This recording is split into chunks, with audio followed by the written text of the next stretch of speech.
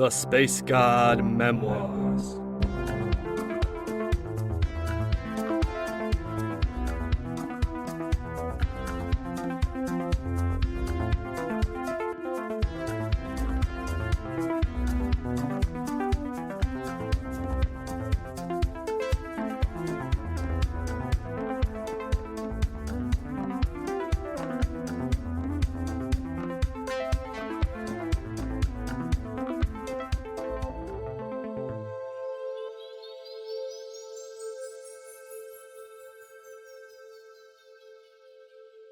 Episode 18.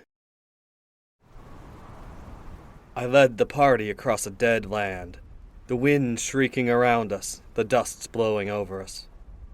Northward we went, marching upon the high road when we could, though for stretches it would vanish beneath where the ground had shifted over the centuries, then resume again some leagues later. To all sides stood the remains of a civilization, the sand-weathered buildings that had once been homes, shops, schools, and temples. The remains of motorized cars were half buried in silt. I figured that thousands had died here, though I saw a few bodies, most of them likely buried under the ages of rubble, sand, and dust. I briefly thought of my previous journey up here, me and Burge. We had taken the long way around the chasm, plus an even longer journey up through the wastes, all for the hope of some valuable salvage. I almost smiled as I thought of that journey. But Burge was gone now, shot to death by a man who was marching just behind me. When I looked back, Alien gave me a cruel grin and spat in my direction. Somnar, right behind him, mumbled something into their comm system. Both knights began laughing. I looked away and tried to focus on the path ahead, though I felt my hand reaching for my hidden shiv. That day we walked past countless buildings like that apartment, stripped clean by the desert winds, the bones of their inhabitants lost beneath the layers of forgotten history. By mid-afternoon, the high road took us through the remains of what might have been a majestic downtown square, as large as Suldra itself. We walked between rows of glassy, fluted towers, whose once polished surfaces were webbed with cracks, reflecting the sun's light in eerie dancing patterns. I would occasionally glance back at where Rayleigh walked, between two of the knights. She was silent, her head lowered. I wanted to stop and talk to her, to comfort her, to tell her everything would be kino bino, and we would all come out of this. But I wasn't sure if I believed that myself. Not right then. And even if I did, there was little chance those damn knights would give us a moment alone. As the sun was beginning to set, we set up camp upon the high road itself, overlooking a desolate suburb of a few hundred crumbling homes. I figured the height of the road itself would give us a safe enough place to rest. Upon Bakibra's orders, the two porters, brothers named Jubbo and Gubbo, unrolled their packs and rapidly set up several tents atop the platform. The royal tent was the first to go up, where Ophiro and Bakibra were to sleep, followed by two smaller tents for the remaining pairs of knights. When I asked about my tent, Sir Somnar just laughed at me and said, "Squag off, guard. You and the porter sleep under the stars like the beasts you are." I watched Sir Vorse lead Rayleigh into the royal tent, out of my sight. I balled my hands into fists, trying my best to push my anger inside. I slept maybe 1 full hour that night, though I'd say the howling Chavril were only a bit to blame. Mostly it was just all that tension, all that madness from the past day. The image of Burge getting shot to death just kept running through my head. Plus the fact that his killers were just a few feet away from me. That, and I thought of Rayleigh and how she was handling it all. I wished I could just go and talk to her, but that was a big no at that moment. I wondered just how we were going to get out of this, or if we'd end up dead on the ground soon enough. For a bit that night, I even fantasized about sneaking around the camp and killing them all while they slept. Of course, I didn't have a real weapon, and there was the annoying factor of them always having somebody on watch while the others slept. I tried not to think about the exact details of our insane quest, or the implications of my vision of the spindly man. Anyway, I think I eventually drifted off, soon after the fire had fully died out, and the Chavril had decided to go elsewhere. I woke up to see the damn orange sun on the horizon, swiftly chasing away the shadows in the high road. Early in the morning, after a quick meal of dried jerky, we once more headed out, the camp packing itself up with all the efficiency you'd expect from the world's most organized military force. As we traveled, I felt restless, a part of me wanting to strike up a conversation, despite the lousy company. Maybe I could at least find out more about this dumb mission. Sir Scragger was out of the question, of course, as was his brutish buddy Somnar. When I even looked in their direction, Alien tapped a finger against his blaster, narrowing his stupid little eyes at me. The others were hardly better, marching in silence upon the high road, Bakibra beside Ophiro, and the two men behind with Rayleigh between them. As I drew nearer, I noticed the knight captain and her prince exchanging another one of their glances. Something was going on between those two, I was sure of it. That look they gave each other had a touch of tenderness, making me imagine all sorts of possibilities.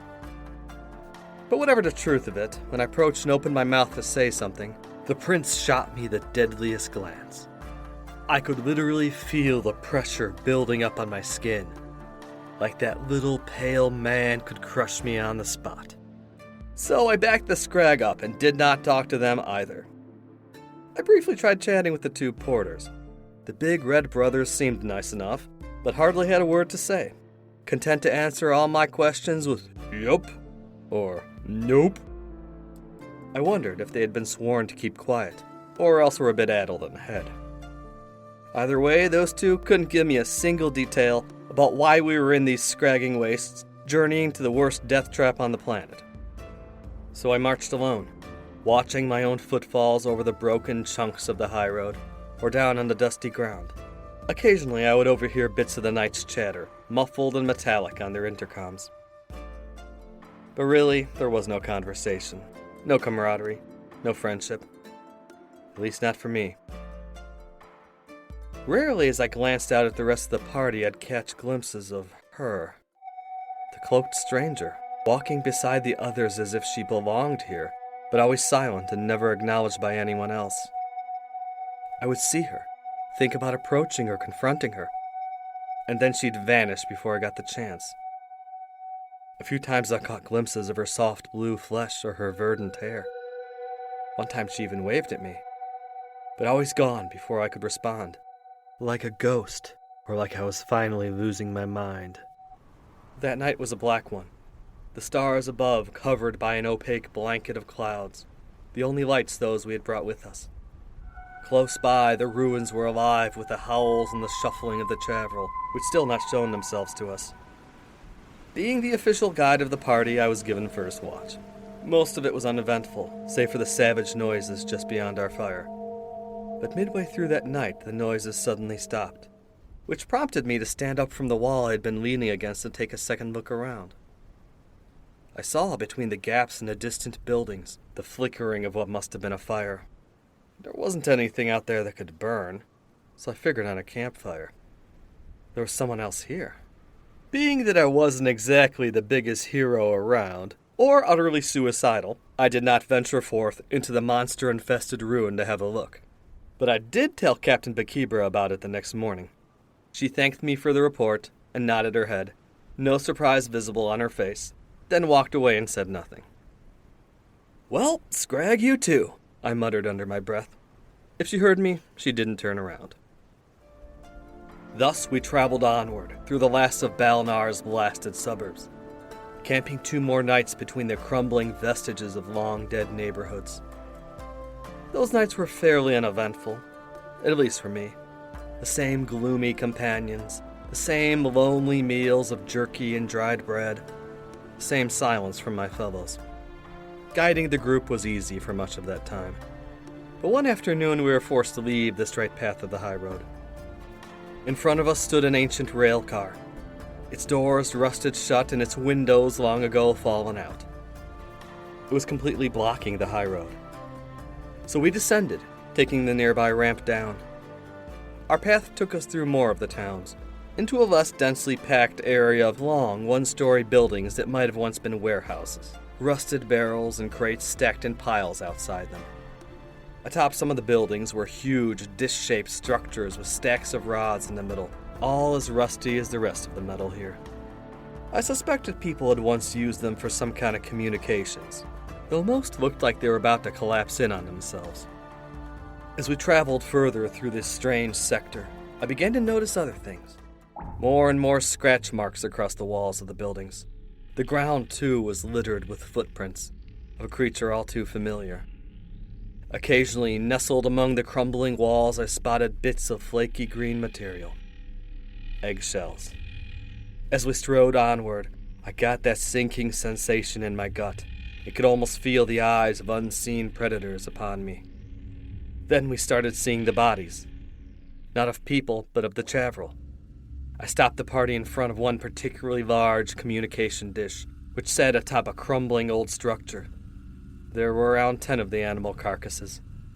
Some of them were mostly intact, their gray-scaled hides covered in burn marks, their canid faces staring dead-eyed at us. Others were cut clean in half, bodies separated from heads or limbs scattered across the area. "Someone has been here ahead of us," stated Bakibra. "Unless these beasts murder one another." "They don't," I stated. "Must be whoever's building all those fires I keep seeing." Bakibra nodded. "Your previous comments suggest the Chavril are nocturnal. Should we be wary of them?" "They're normally nocturnal," I said. "But if someone's been riling them up, who knows?" "Keep a lookout for the beasts," she said into her communicator. The rest of the knights began to spread out, weapons ready as they circled the nearby building. Moments later, the nearest wall of the corroded structure fell outward, and several gray forms leapt towards the nearest knights. Several more followed behind them, bounding from their lair. Their canid maws snarling at us, the Chavril leapt forward as a pack, their gray-scaled hides covering muscular, six-legged frames, ending at barbed tails. Sir Vorse grunted in surprise as one of the things knocked him prone and proceeded to tear into his left shoulder with its serrated jaws.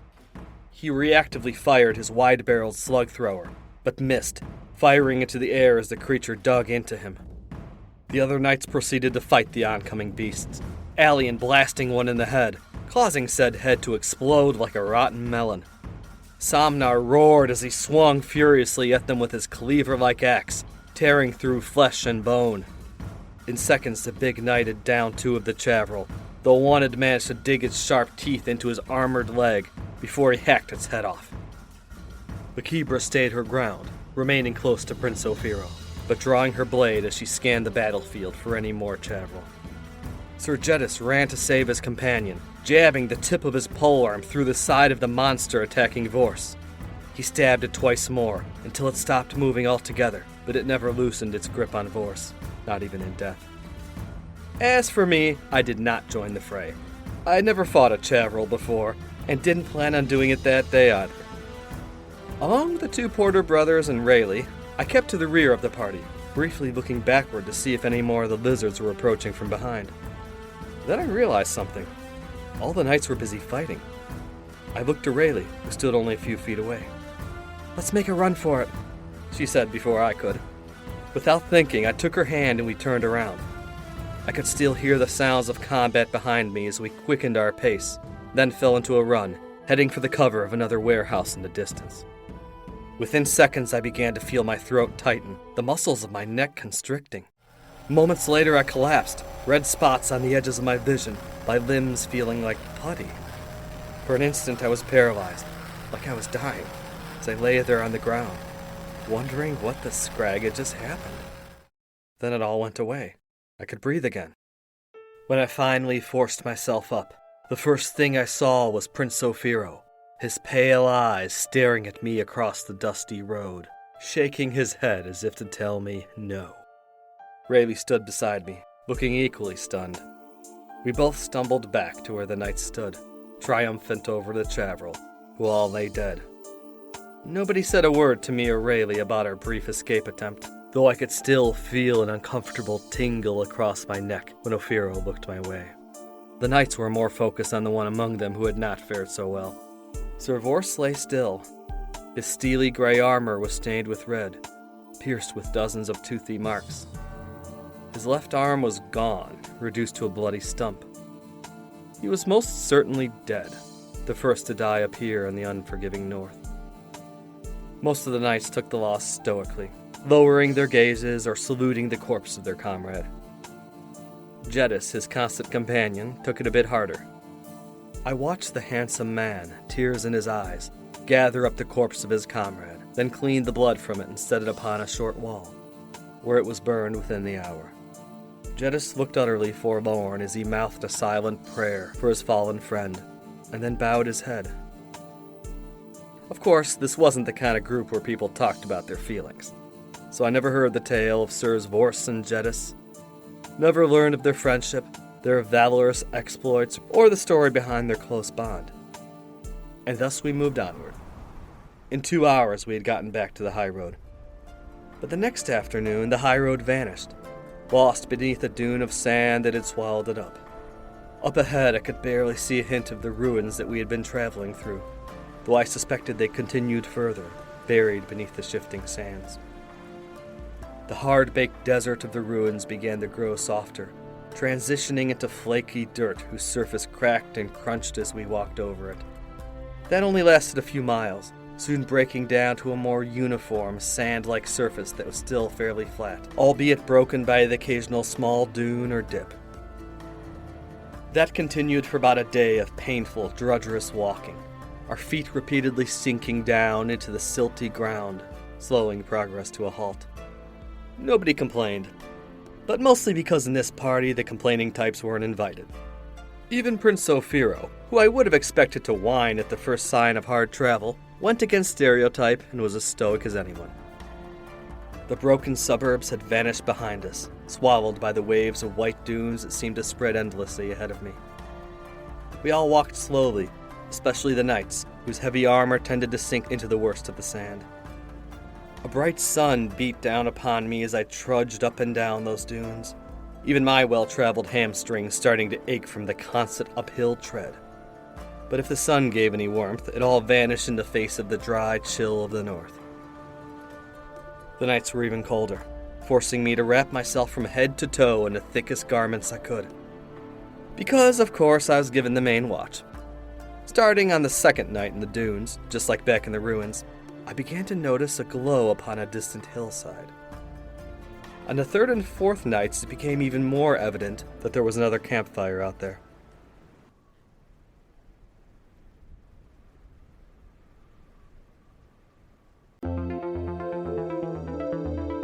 Thank you for listening to this episode of The Space God Memoirs. Space God is written, performed, and produced by A.M. Arctos. Original musical score by Alpha Colors. Various sound effects created by Industrial Strength Records Incorporated. Please support this podcast by following, rating, and sharing on your favorite social media site. For further info on Space God, its creator, and various other opinions, musings, and thoughts, go to www.spacegodmemoirs.com or follow me on Instagram, Twitter, or Facebook. If you enjoyed the Space God Memoirs, please consider supporting us by becoming a patron.